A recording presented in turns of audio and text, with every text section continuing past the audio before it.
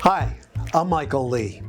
Recently, the National Association of Realtors announced that it's now allowing listing brokers to offer buyer's brokers nothing, zero, in compensation when listing a home.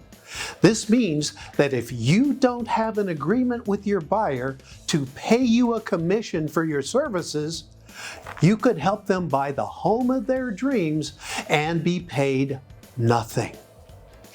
You must know how to sell the value of your services to buyers, or you will lose clients to agents like me who have been practicing buyer brokerage for decades.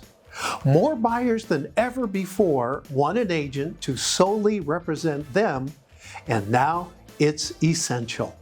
Come to my class, How to List Buyers, to find out why we're facing the biggest change since the beginning of organized real estate and how to profit from it.